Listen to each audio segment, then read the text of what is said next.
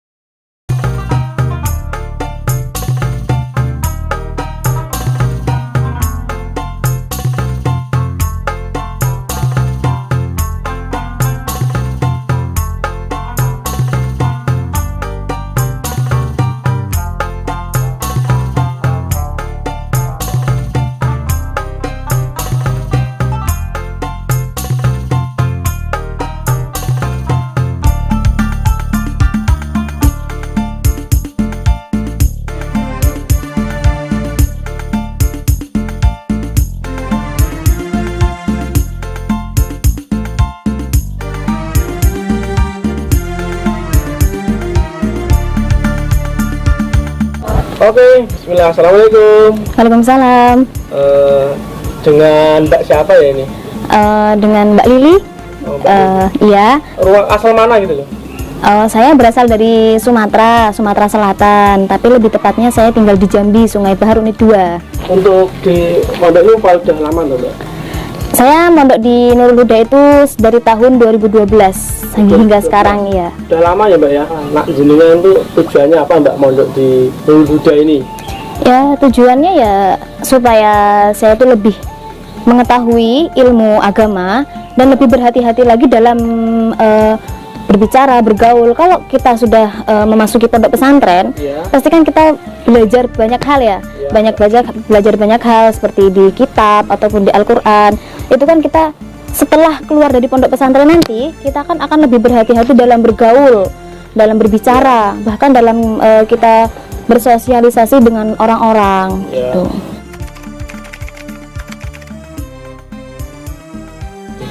Ya pondok tahfidzul Quran Ponpes Nurul Huda itu sudah lama Mas, sudah dari berdirinya pondok pesantren ini sudah diterapkan adanya tahfidzul Quran. Ada berapa anggotanya Mbak? Kurang lebih itu ada 50 anak. 50 anak iya, itu 50 anak. Sekolah atau khusus mondok di Nurul Huda ini untuk hafalan gitu Mbak? Mayoritas mereka juga sekolah iya sekolah formal dan menghafalkan juga ada yang kuliah juga kok Mas. Oh, ada yang kuliah juga? Iya.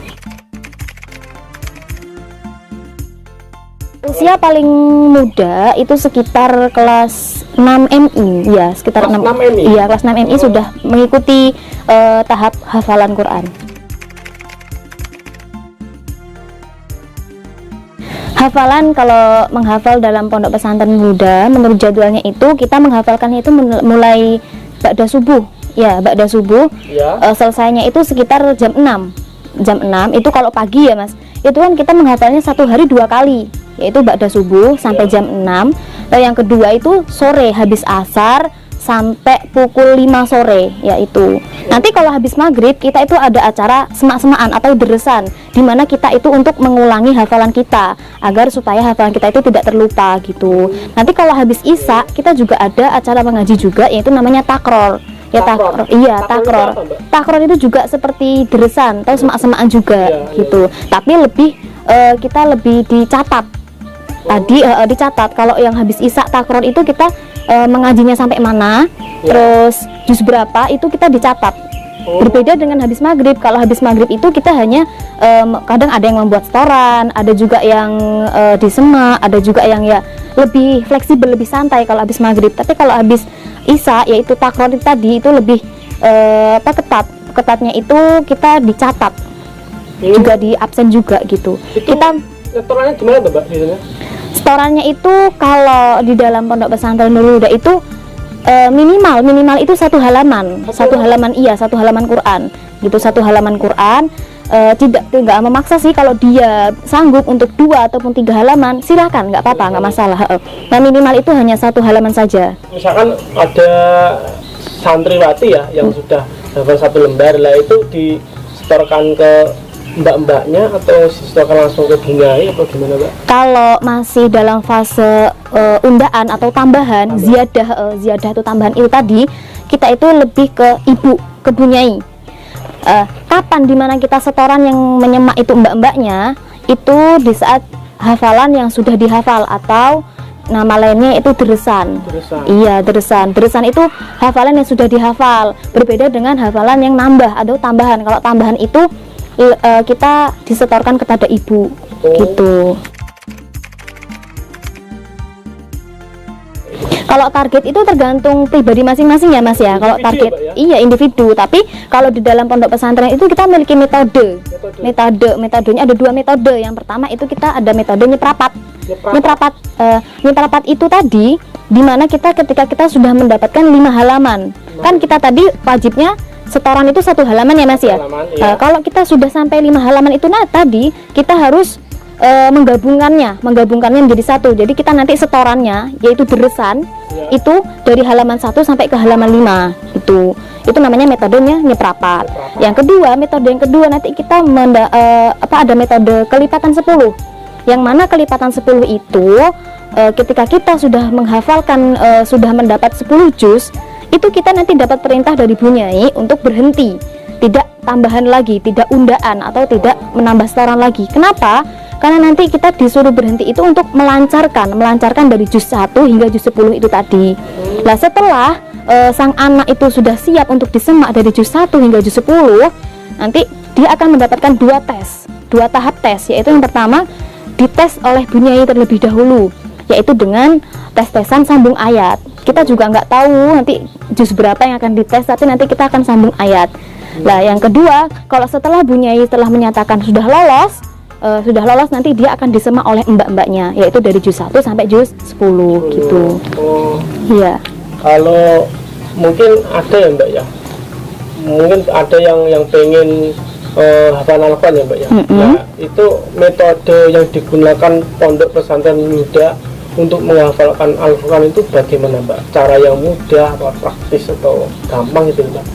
Kalau seandainya ada seorang santri ya Mas ya, kalau baru masuk terus dia ingin belajar menghafalkan Al-Quran, yang terlebih dahulu dia itu harus belajar binador. Kenapa binador? Binador itu adalah kita mengecek cara bacaan Quran itu tersebut sebelum dia melanjutkan ke jenjang hafalan gitu. Jadi dia harus disemak dulu binador, sorokan Al-Quran, yaitu membaca Al-Quran terlebih dahulu. Kita mengecek tajwidnya, makhorijul hurufnya, terus bacaan-bacaannya. Ketika semuanya sudah benar dan lancar, baru dia boleh masuk ke tahap menghafalkan. Jadi ketika kita mau menghafalkan itu tidak langsung menghafalkan, harus tes binador terlebih dahulu gitu. Dan itu tesnya kita diampu oleh mbak-mbaknya atau ustadz-ustadzahnya, tidak langsung ke Bu Nyai, karena Bu Nyai itu sudah memasrahkan gitu. Ya. Jadi enggak kok tiba-tiba langsung hafal gitu, enggak ya Mbak? Enggak. Ada tata caranya. Iya, ada fasenya terlebih dahulu, karena kita memiliki banyak proses. Nanti kalau ketika dia menghafalkan kok delalah bacaannya masih kacau ataupun makhorijul hurufnya masih kacau, ketika dia sudah menghafalkan agak banyak, itu kasihan. Nanti akan kesulitan dalam menghafalkan, belum sangat mengenal ayat-ayatnya gitu Mas. Ini terakhir Mbak, apakah hafalan ini hanya dihafalkan santriwati atau santriwan juga ikut-ikut menghafalkan seperti ini Mbak? Oh, kalau di pondok pesantren kita putra putri boleh mengikuti. Iya, tapi jadwalnya itu berbeda. Kalau putra itu setorannya pada malam hari, karena kalau sore dan pagi hari itu teruntuk santri putri. Kalau yang malam hari itu untuk santri putra, begitu Mas. Tapi kalau santri putra juga ada yang menyusul hafalan ketika subuh. Jadi tergantung mereka. Itu juga setornya ke Bu Nyai ya Mbak ya? Iya, Bu Nyai, langsung sentral ke Bu Nyai semua. Kalau deresan itu baru ke mbak-mbaknya. Gitu. Terima kasih Mbak sudah meluangkan waktu untuk tim kreatif MA Nurul Huda Channel. Semoga mbak-mbaknya dan teman-teman diberikan yang terbaik oleh Allah Subhanahu wa Ta'ala. Insyaallah, amin ya Allah. Tulisan yang bermanfaat Amin, bersama. Insyaallah, amin. Cukup sekian ya Mbak ya dari tim kreatif MA Nurul Huda. Apabila ada salah kata, mohon maaf. Wassalamualaikum warahmatullahi wabarakatuh. Waalaikumsalam warahmatullahi wabarakatuh.